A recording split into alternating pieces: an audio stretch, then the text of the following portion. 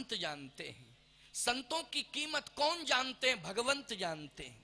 भगवंत जौहरी हैं। संतों की परख करने वाले कौन हैं?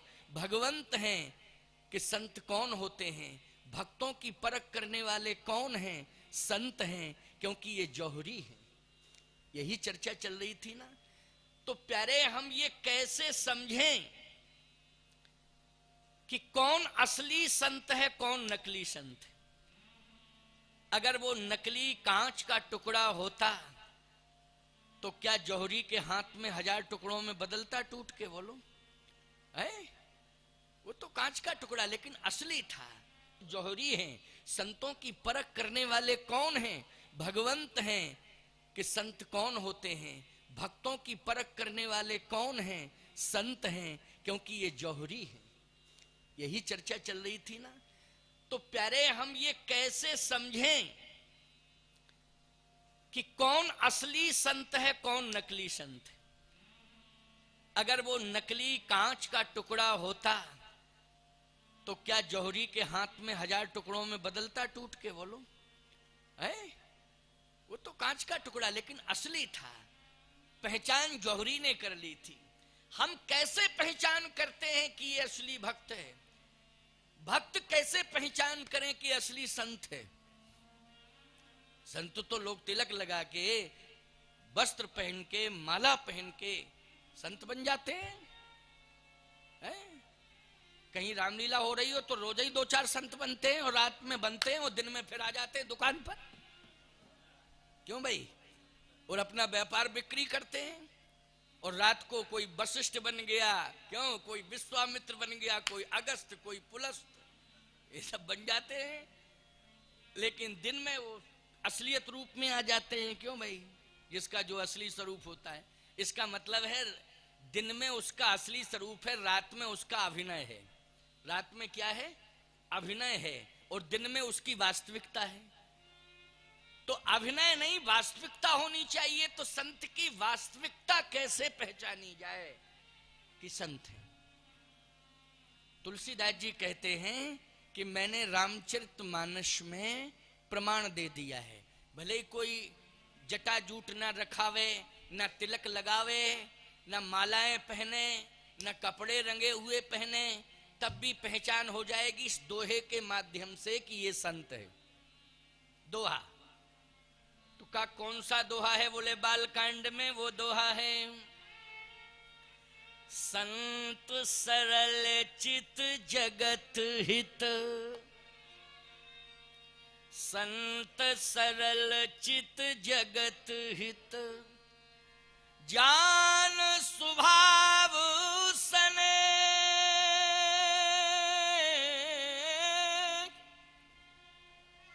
जान स्वभाव सने, अंजल गति सम सुमन जिम,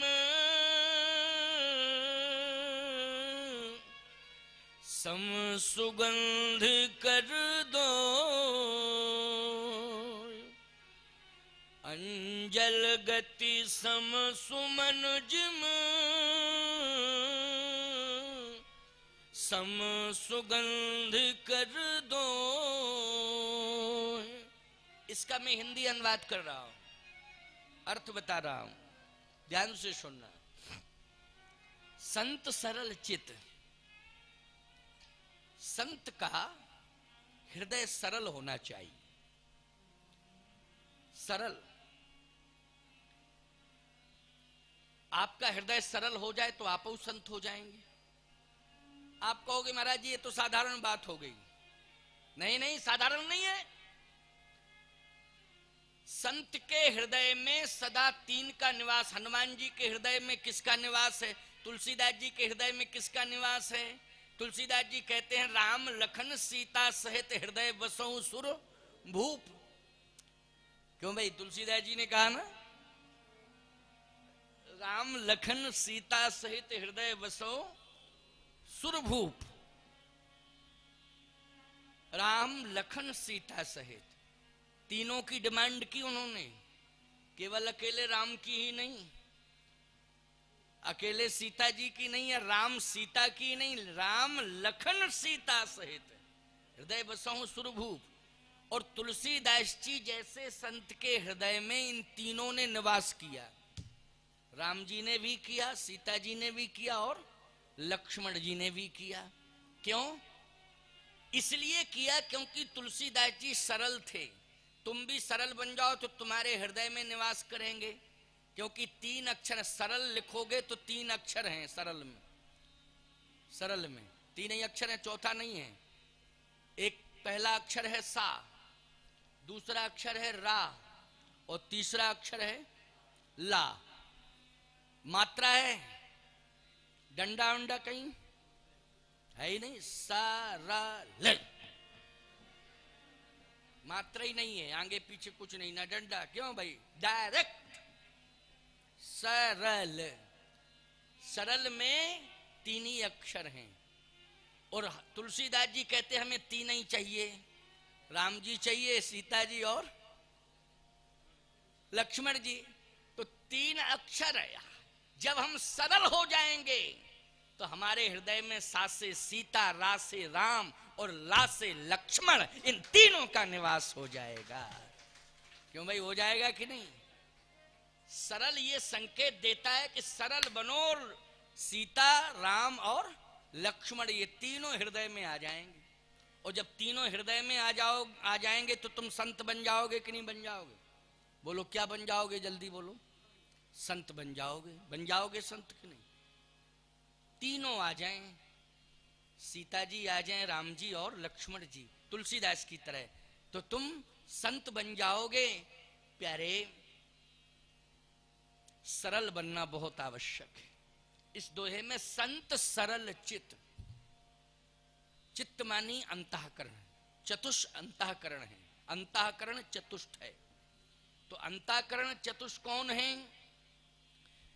हमारा चित्त, चित्त अंतःकरण, इसमें सरलता आ जाए। सरलता आएगी तो हम संत बन जाएंगे।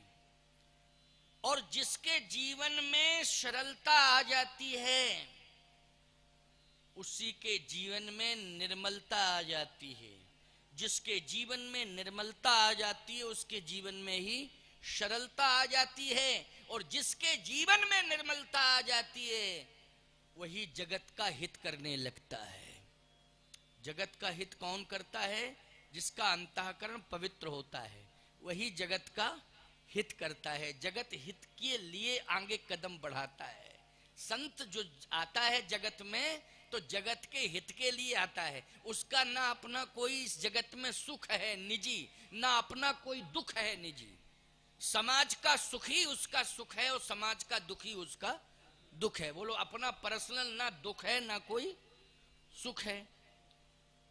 तुम्हारा दुख ही हमारा दुख है और तुम्हारा सुख ही हमारा सुख है। ऐसे लक्षण होना चाहिए किसमें? संत में। आजकल लोग सामान्य रूप से कह देते हैं, देखो भाई, तेरा तेरा मेरा मेरा, तुम भी खुश रहो हम भी खुश रहें, हैं? और यदि तुम दुखी हो तो फिर तुम जानो तुम्हारा काम जाने, हम तो हम हैं, तुम जानो तुम्हारा काम जाने। 3 प्रकार के प्राणी हैं, उत्तम, मध्यम और निकृष्ट। जगत में 3 प्रकार के प्राणी हैं, उत्तम, मध्यम, निकृष्ट। अच्छा, उत्तम प्रकार का प्राणी कौन है? बोले वाह, वही तो संत है जो उत्तम प्रकार का। उसके लक्षण क्या है? उत्तम प्रकार का जो प्राणी होता है वही संत होता है। वो एक ही भावना रखता है, क्या भैया, तेरा तो तेरा है, तुझे यदि जरूरत पड़ जाए तो मेरा भी तेरा है। ये उत्तम प्रकार का प्राणी। बोलो, तेरा तो तेरा है, तुझे यदि जरूरत पड़ जाए तो मेरा भी तेरा है। और मध्यम प्रकार का प्राणी कहता है, तेरा तेरा मेरा मेरा, जियो और जीने दो, तेरा तेरा मेरा मेरा, ये मध्यम। और जो निकृष्ट होता है वो कहता मेरा तो मेरा है, तेरा भी मेरा है। ये निकृष्ट प्राणी है। बोलो, है कि नहीं? उत्तम प्रकार के प्राणी बनो। अष्टादश पुराणेषु व्यासस्य वचनद्वयम् परोपकारः पुण्याय पापाय परपीडनम। परोपकार करने की प्रवृत्ति मानव के जीवन में होनी चाहिए। परोपकार करने जैसा कोई पुण्य नहीं है और दूसरे को पीड़ा पहुंचाने जैसा कोई पाप नहीं है। पीड़ा मत पहुंचाओ किसी को।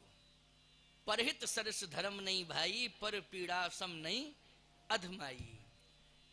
सरल चित संत सरल चित जगत जान स्वभाव स्नेह ओ अंजल गति सम सुमन जिम सम सुगंध कर दोए। जैसे आपने फूल को तोड़ा, ठीक है, किसी डाली से आपने फूल को तोड़ा, तो फूल को आप तोड़ रहे हैं, जिसको भी आप तोड़ेंगे उससे अच्छा थोड़ी लगता है। क्यों भाई? किसी को तोड़े हैं आप, अच्छा लगता है? नहीं लगता है। उसे तो वैसे ही लगता है, अरे भाई मुझे क्यों तोड़ा जा रहा है, हैं? मेरे परिवार से मुझे अलग किया जा रहा है। फूल को आप तोड़ते हैं, उससे कष्ट होता है, लेकिन उस फूल को आप अगर भगवान के चरणों में अर्पित कर देते हैं तो फूल कहता है हम तुम्हें धन्यवाद दे रहे हैं, साधुवाद दे रहे हैं कि एक दिन तो नीचे गिरना ही था, लेकिन आज तुमने भगवान के चरणों से जोड़ दिया, मेरा जीवन धन्य हो गया, ये कार्य तुमने किया। अब आपको मैं स्वस्थ रूप से ये बता देना चाहता हूं कि एक हाथ ने तोड़ा और दूसरे हाथ में रखा गया, तो तोड़ने वाले हाथ के प्रति फूल की क्या नकारात्मक सोच रहती है और संरक्षण देने वाले हाथ के प्रति क्या सकारात्मक सोच रहती है? अगर नकारात्मक और सकारात्मक सोच रहती है तो प्यारे अंतर होना चाहिए। जिस हाथ ने तोड़ा उसमें सुगंध नहीं आनी चाहिए और जिस हाथ में रखा है उसमें सुगंध आनी चाहिए। लेकिन समान रूप से तोड़ने वाले हाथ को भी पुष्प सुगंध देता है और संरक्षण देने वाले दूसरे हाथ को भी पुष्प सुगंध देता है। वो लोग कहीं सुगंध देने में भेद करता है? वो नहीं करता। यही है संत की पहचान, समझ लेना, यही संत की पहचान है। सावधान, कोई संत का इस जगत में सम्मान कर रहा है तब भी उसके लिए आशीर्वाद है, और कोई अपमान कर रहा है तब भी उसके लिए आशीर्वाद है। तुम्हारा कल्याण ही कल्याण हो। तुम चाहे सम्मान करो मेरा, चाहे अपमान करो। बोलो, इतनी बड़ी सोच जिसके जीवन में आ जाए वो संत है, चाहे वो जटाजूट रखे चाहे न रखे। अरे जटाजूट, हमसे बड़ी बड़ी जटाएं तो पंजाब में चले जाओ, घर घर में तो सभी संत ही रहते हैं पंजाब में। क्यों भाई? अगर जटाजूट वाले ही साधु माने जाते हैं तो पंजाब में तो संत ही संत हैं सब। क्यों भाई? घर घर में संत हैं। याद रखना, ये तो एक परंपरा का दिया हुआ भेष है। किसका? मेरे गुरुदेव ने कहा कि तुम्हें ये वेशभूषा स्वीकार करनी पड़ेगी। स्वीकार? हाँ, आपकी आज्ञा है तो जरूर। ये तिलक लगाना? हाँ, आपका आदेश है तो जरूर। ये वस्त्र पहनने पड़ेंगे? आपकी आज्ञा है तो क्यों नहीं पहनूं। तो ये गुरुदेव की आज्ञा का पालन कर रहा हूं। लेकिन गुरुदेव जब वेश देते हैं, तिलक, कंठी, ये वस्त्र, ये केश आदि की आज्ञा देते हैं, तो उसके पहले गंगा जल हाथ पर रखते हैं, तुलसी दल, शालिग्राम, हनुमान जी को साक्षी करके कहते, सौगंध खाओ कि मैं जो भेष दे रहा हूं इस भेष की अंतिम श्वास तक रक्षा करूंगा, ये मुझे वचन दो। तो प्यारे, ये तो गुरुदेव की आज्ञा का पालन हो रहा है।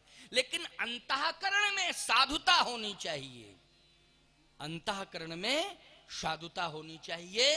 और उसकी पहचान के लिए मैंने